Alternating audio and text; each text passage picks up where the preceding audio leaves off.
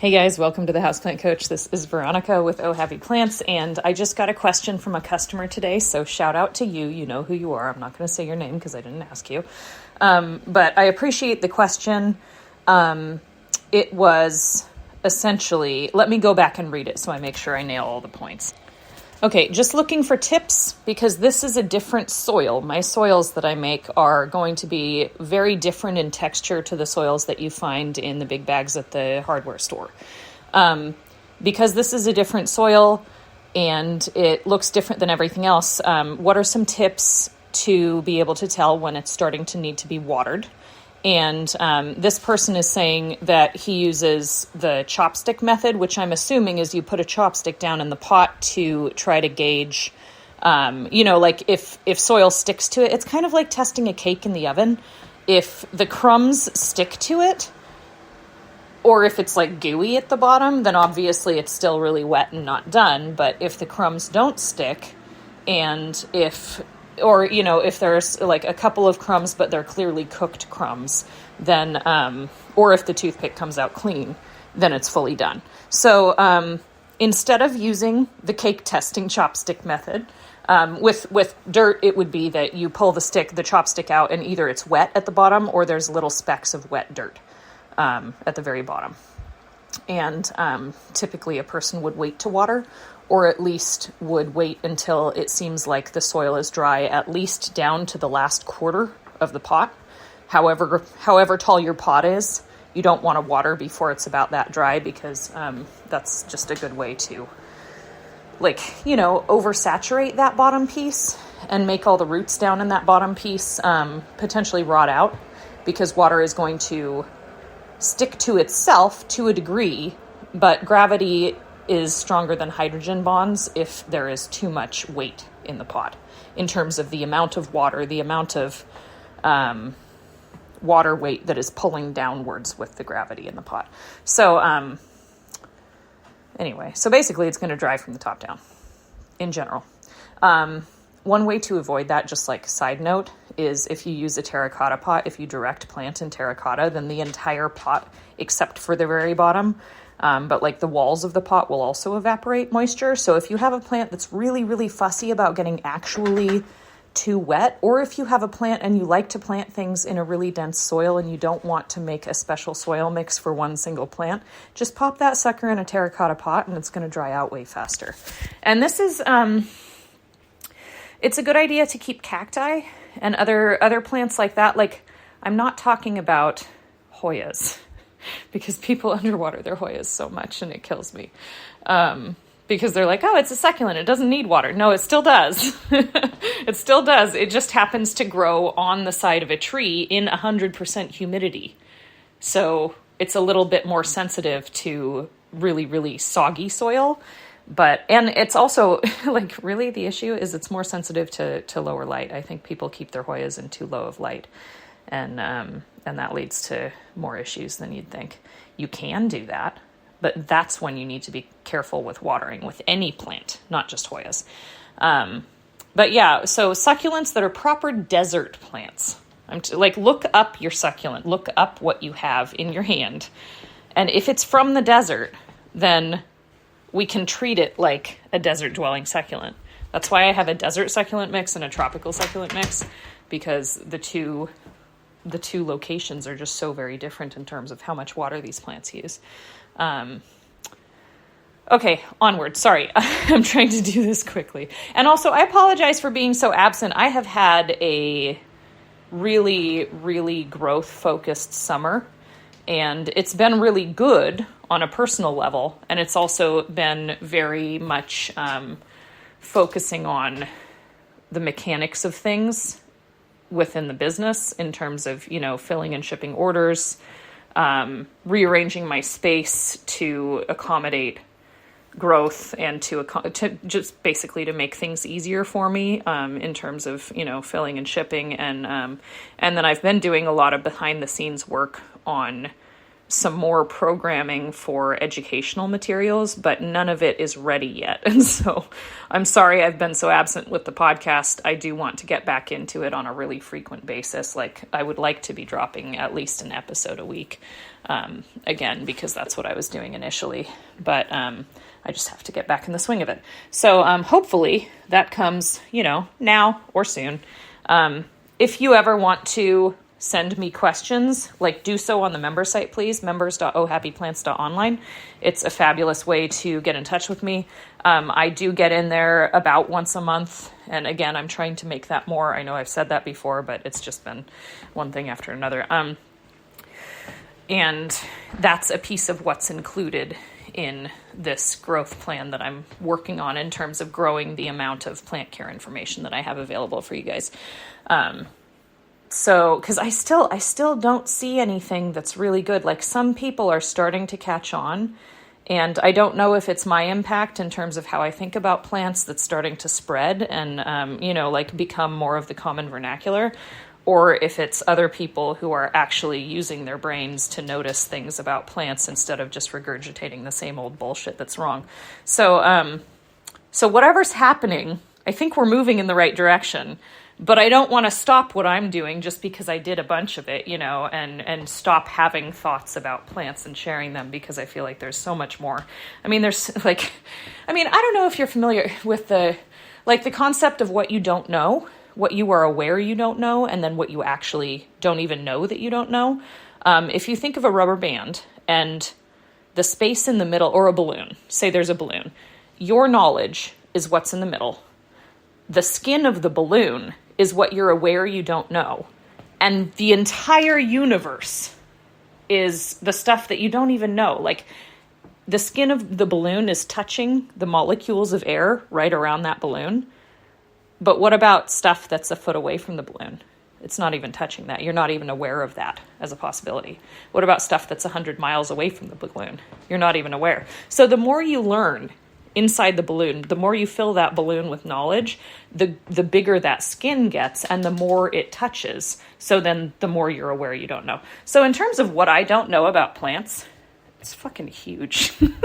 It's preposterous amount of information and stuff that humanity doesn't even know yet. Science doesn't even know yet. We haven't figured out how to measure things, and I'm sure there's universes of stuff, information that we don't even know to ask the right questions to get to, So yeah, I want to do a lot more of that. Okay, sorry, tangents. Back to the original thing. How do you water Oh Happy Dirt? I want to say you treat it like any other soil. You can use the chopstick method. Look at the blend that you're using. I think the question is in reference to the Pray For Us blend, which has cocoa coir and it has a lot of chunks. And as long as it has the fine particles, those are the things that are going to stick to your chopstick. And, but the way I water is I keep everything in nursery pots for the most part. I have a few plants that are direct planted, but it's pretty rare. So if it's in a plastic nursery pot, that is so lightweight, it's not really going to add anything. If you plant directly in ceramic, then it's going to be harder. But if you keep it in a plastic pot, then all you do is you lift up the plastic pot and you'll get a sense for how heavy the plant itself is. Like, I have a, what is this, a black ginger? I think that's what it's called. Gorgeous plant. The stalks are probably a 1/4 inch across. Some of them are a little bit thicker. It's grown a lot. And I think the longest branch is 3 feet tall. And so the actual plant itself, there are many stalks. There's probably 30 or 40 individual stalks in here and then the leaves coming off of those. But the actual plant is not going to be that heavy versus, I'm looking around. Where's a heavy plant? I have, it's a Ming Aralia, so it has a stump in the pot. It has a big chunk of wood in there. That is going to be a lot heavier than this other plant. A snake plant, like this Sansevieria that I have over here, I know, Dracaena trifasciata, blah, blah, blah. This one is going to be a lot heavier than the begonia that's right next to it, because the begonia has really thin leaves that don't have as much space inside of them to hold a bunch of water, whereas the snake plant has thick succulent leaves and there's a lot of water and, cellulose, which isn't very heavy, but the water inside the plant is the heavy thing. So think about your plant and how heavy it is. If there's a woody trunk, it's going to be heavier. And then when you hoist up your pot, if it's a nursery pot, that doesn't really add very much weight. And that's a really great way to judge how much water is in that soil. If it's super, super lightweight, then it needs a drink. If it's really, really heavy, then it doesn't. Now, take a look at your soil. If it's Oh Happy dirt, there may be rocks in it. So this whole method falls apart when there are rocks in your dirt. And I'm sorry for that. I do not use sand, but I use pumice and I use lava rock. And I use Leca in the treehouse mix. I don't use it in any others, and I don't recommend Leca for use in soil. I know a lot of people swear by it, but the the physics and the geometry of it doesn't make sense for use in soil with fine particles. So I would not recommend that. I think I went into it in an episode on using Leca in soil, maybe. I can't remember. But anyway, if you've been doing that, I would totally recommend switching to something like lava rock or pumice, because it's actually more porous than Leca. The different shape and the shape of the holes makes it so that it actually it keeps more air pockets in the soil, and it doesn't settle and get as dense if you were to use lava rock versus Leca. Anyway, so if there are rocks in the soil, then obviously the pot is just going to be freaking heavy no matter what. Oh, the Anthurium mix also has rocks in it. So if you're using those ones, and you'll be able to tell, I don't use a small amount of pumice. If I use pumice, I don't use a small amount of lava rock.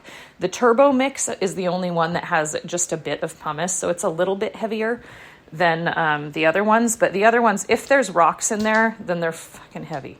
So the turbo mix, you can still water like that. Just kind of get used to the fact that it's a little bit heavier if you're using that for a lot of plants. All of the other mixes are really lightweight when they're dry. So, because they're mostly cocoa. Some of them have more bark than others, and those ones are a little bit heavier, but not heavier than standard potting soil. So most of them are lighter because, like the rice hulls and the cocoa chips, when they're dry, they're extremely lightweight.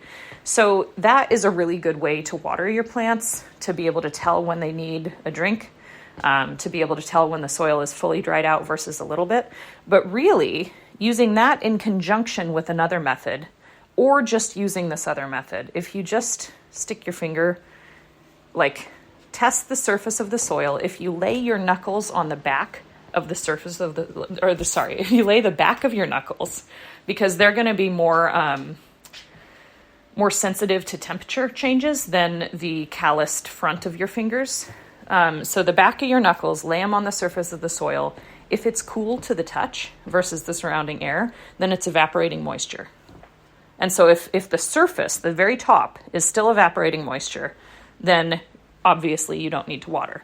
Now, if it's not, if it's about the same temperature and you can't really tell a difference, then put your finger in the drain hole in the bottom and see if any soil sticks to it. That's kind of like the chopstick method. Now, I really don't recommend the chopstick thing, because if you shove a chopstick down in there, unless you leave it in there and there's a dedicated hole in the pot where roots will not grow, because that chopstick lives there except when you pull it out to look at it. Unless you're doing that, then every time you jam it in there, you're going to be breaking a few roots. And sometimes that can lead to, if there were pathogens on the roots when you got it from the nursery, that can lead to those pathogens potentially taking hold, because it's the same as if you cut your skin and then rub dirt on it. It might get an infection if there's infectious stuff in that dirt, like bacteria or whatever.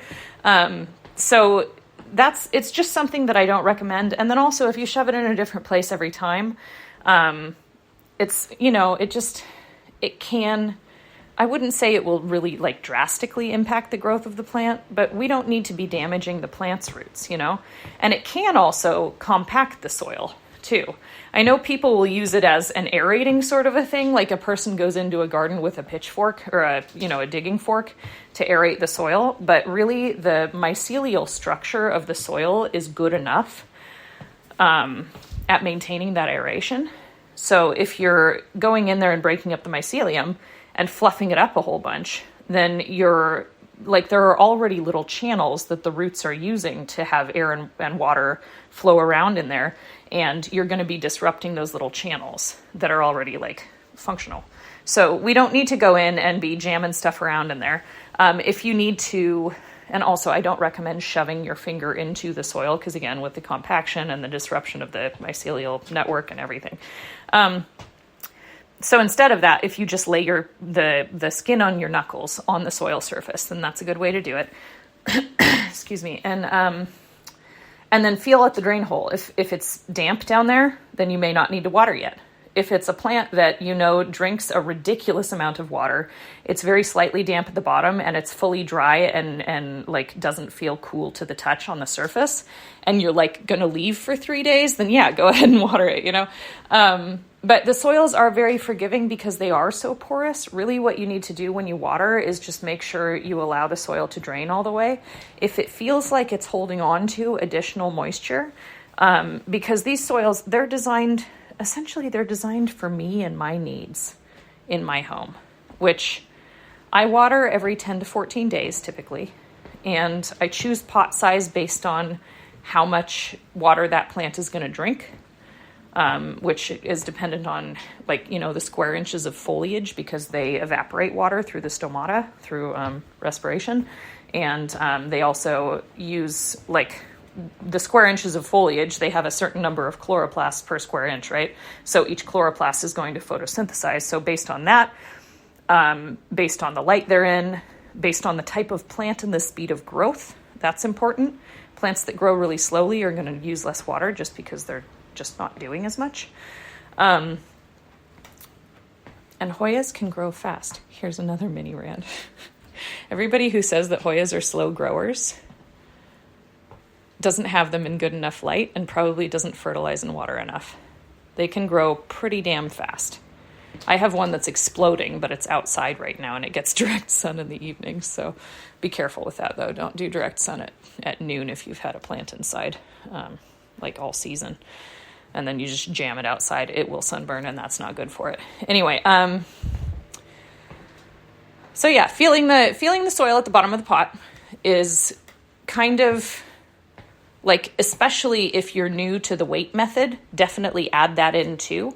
Or if your plants are in some kind of ceramic or heavier pot, or if it's a soil that is like, you know, has a bunch of lava rock in it or something like that, then just feel for moisture at the bottom of the pot. You don't need to be reaching up and disrupting the roots. Obviously, if there's still like a wet puddle in the saucer underneath, then, and your plant is sitting directly on it, it didn't just like drain down there and chill, then you don't need to water, because that is, you know, probably if the roots and the soil are in contact with the puddle at all. And I'm not talking about like a giant puddle like 3 inches deep. I'm talking about just a bit of moisture down there. If that's still present and the plant would be sitting directly on that, like the plant pot and the soil is in contact with that, then that will wick up into the soil, and you don't need to water yet at all. I think everybody knows that, but just in case.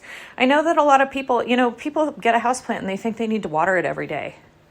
And that's just not the case, you know, unless it's in something like, I know there's a mix out there. I want to say Newt makes it. And it's like just cocoa chips, and they sell it for like $20. I'm like, y'all, this doesn't even have any. Maybe it's cocoa chips that are soaked in Newt fertilizer or something. And I'm just like, okay, so it has like a dose of fertilizer in it, but it's not going to be very much, you know? And you're paying a butt ton of money for it, and you have to water it like every 3 days. Like, kill me now. Sorry. Like, I don't want to be like dismissive of what might work for somebody. If you enjoy watering every 3 days, go for it. Like, some people have this plant hobby and they throw themselves into it, but then I also see those same people feel like they can't go on vacation, and it stresses them out so much. And I'm just like, we got to find a happy medium, folks. So yeah, these soils are made for me in my environment. I live in the Pacific Northwest. I have grow lights everywhere. will forget to water things more frequently than overwater them. And I arrange my entire house based on that knowledge of myself because ADHD. So like I have all of my tiny little pots or the plants that drink a ton, like certain begonias and stuff. Those are right, they're on a shelf above my sink. So I will notice them because I'm there often, at the kitchen sink, and I will water them because the water is right freaking there. I don't have to go get a watering can. I can just like use the faucet if I need to, So yeah, know yourself, right? Know your foibles. I hope that gives some information on how to water. If you have more questions, just reach out again, but I'm going to go ahead and send you this link to this podcast, and I hope that helps. Oh, and another thing too, if you have a plant that is just drinking so freaking much that you can't even keep up with it, you can use a wick system, and then all you do is you water the reservoir, and the wicks will soak it up. If you let it go dry all the way, and the wicks are bone dry, and the soil is bone dry, and the plant pot feels really light, then you may want to water the soil and the reservoir. But if the plant pot is just like soaking up water through the wicks, all you have to do is keep that reservoir full. And a lot of people criticize this method. So let me just say that for plants that drink a lot, like I'm looking at pothos here. I'm looking at, I've got some philodendrons in here that could use that. I've got this begonia that is just like growing like gangbusters and I can barely keep up. That's one that I have to water every 3 days. Again, kill me now, right? So with those sorts of plants, I need to put them on wick systems. I have a Monstera over here that is on a wick system. And it does great because it has an entire bucket underneath it that it can pull from. And it never, ever shows signs of rot or overwatering. Because the pot that it's in, number one, I have it in a mesh basket pot, and those are going to be on the website really soon. So these are the ones that I use. So I'll make those available to you guys. And then so that will evaporate all around the pot. You can use terracotta too, but I put everything in a decorative pot with the saucer on the inside, so it looks prettier. I just like that better. And then you have the wicks down in the water, but the plant isn't actually sitting in the water. So all it does is, remember what I said, gravity is stronger than hydrogen bonds. So the hydrogen bonds will pull, like this is capillary action because hydrogen molecules will cause the H2O to bond together and form kind of a chain. It's why water falls out of a faucet in a stream and sticks together instead of just like being a powder, It's the hydrogen bond that sticks it together. So it doesn't act like a powder. This is liquids in general, I think. The majority of them. I don't know. Because if it doesn't have hydrogen in the molecule, what provides the tension? Now I need to look into everything. Maybe they all have hydrogen in the molecules. I don't know. Hey, can a chemist reach out to me and explain this, please? Or a physicist or whatever the fuck? Like, one of you brains. I know you guys know it. Tell me what's going on. Or I'll look it up later. But anyway, so with these hydrogen bonds, they are strong enough to pull the water up through the wick. They need a pathway to travel on into the soil. But they're not so strong that all of that will soak up into the soil and create super soggy soil. So it's like the perfect amount of moisture without overloading it with moisture. And so there's not a chance of overwatering. If you have something on a wick system and you put it in a really dark corner, then it's not overwatering. We can't call that overwatering. We call it you're killing it with a lack of sunshine, so freaking stop it, please. That's what we call that. Anyway, like accuracy in language, it's important because everybody gets so confused and then they adjust their watering instead of increasing the light, and then their plant dies anyways because the light is too low for it. I'm going to stop ranting and I'm going to be done with this because I need to go and have lunch and get out to the dirt shed. So I hope you guys have a really good day, and I hope this answers your question. If it doesn't, just shoot me a note. Again, to the person who asked this question, I will send you this link right now, and just let me know if you have any further questions or if this kind of explains it. Anyway, I did want to let you all know that I think today is the last day for the soil sale. I forgot to email the list about it, so I may extend it a little bit, but I'm not sure yet. Again, if you buy $100 worth of soil, you get the $37 Hungry Plant system. It's the 3-part system. You get that for free. So all you need to do is add the soil to your cart, and then make sure it adds up to $100 before tax and shipping. And then also add the Hungry Plant system in there, and that should come off for free. And today is the very last day for that. Today is August 20th, unless I extend the sale. So you can try it tomorrow, but I don't know that I will this time. Maybe I'll make a special sale just for the email list with something else going on. I think I'll probably just do that. Anyway, so if you're not on the email list, you might want to get on there, like stat. You can do that at ohhappyplants.shop, ohhappyplants.com. Both have little pop-ups to be added to that. And I haven't been emailing the list regularly still. I shut that down when Sean died. I was emailing weekly with plant care information, like additional tips and stuff. And then I was posting those in the member site as well. And I have not been doing that just because I didn't have the brain for it. And right now I'm starting to work on getting my brain back. So getting my brain back in a way that I can actually be on a schedule with stuff, because I need that for myself too. And I want to be better for you guys as well. So if you have questions, again, just reach out. If it's questions about products, if it's questions about, plants in general, if it's questions about like, how can I get my plants more variegated or more colorful? By the way, the answer is mostly fertilizer and light. All of the above. I think I have an episode on begonia variegation. And the main answer there was light, but I think fertilizer. No, it was fertilizer and light. It's always fertilizer and light. And, water it the amount it needs. That's basically the entire trick of plants, right? Like, feed it and tell it it's pretty. That's all I need. Anyway, I hope you guys have a really good day. Bye.